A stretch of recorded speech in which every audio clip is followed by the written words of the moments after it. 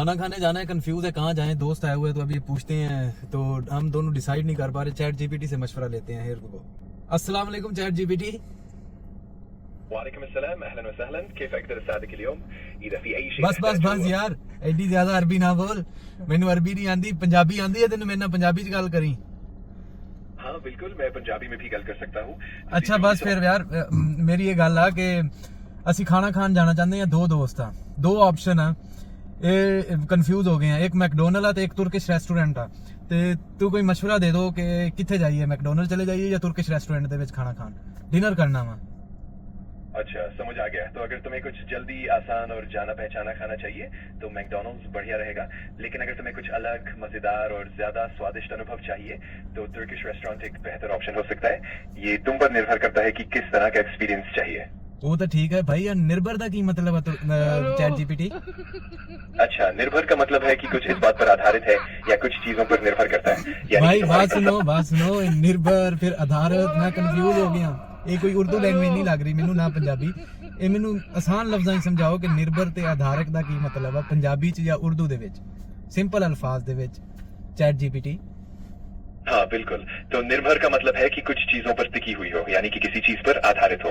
और आधारित का मतलब है कि कुछ चीजें किसी और चीज पर आधारित है, यानी किसी चीज से जुड़ी हुई है। यार गल तो समझ, फिर वही आधारित पे आगे गल फस गई है। निर्भर चलो कुछ चीज़ां दी समझ आ गई, आधारित का की मतलब है उर्दू च दसो। उर्दू ठीक है, उर्दू से आधारित का मतलब होता है कि किसी चीज पर आधारित होना, यानी कि किसी और चीज से नहीं जुड़ा यार होना। चैट जीपीटी तेन मैंने लगता उर्दू नहीं आती यार, या पंजाबी च चलो दस दे आधारित का की मतलब है, असं समझ सकिए। कोई बात नहीं, मैं पंजाबी में ही समझा देता हूँ। आधारित का मतलब है कि कोई चीज किसी और चीज से टिकी हुई होवे। ओए जिंदाबाद जिंदाबाद जिंदाबाद, इस तो ज्यादा ना दसी, बहुत समझ आ गया। Thank you so much chat GPT, तू मामला हल करते हुन असं डिसाइड करके पहुंचते हैं। ठीक है जी, बिल्कुल कोई बात नहीं, आप मजे से फैसला करके पहुंच जाना। और अगर कभी भी कुछ और चाहिए हो तो मैं यही हूँ। खूब मजा करें और फिर मिलते हैं। जज़ाकल्लाह जी। आपका बहुत बहुत शुक्रिया। अगर कभी भी जरूरत हो तो बेझिझक मेरे पास आना। आपको शुभकामना। ओके सैट जी, शुभकामना उन कहता भाई है ना, कि मतलब है शुभकामना। अच्छा, शुभकामनाएं का मतलब है कि मैं तुम्हारे लिए अच्छे और सकारात्मक चीजों की कामना करता हूँ। बात सुनो चैट जीपीटी, सकारात नहीं हुंदा भाई, पंजाबी च दस, पंजाबी च या उर्दू च दस सकारात। ठीक है, पंजाबी में सकारात्मक का मतलब है कि जो पॉजिटिव, अच्छा या बढ़िया हो। पॉजिटिव तो इंग्लिश का लफ्ज है भाई, पंजाबी च दसो।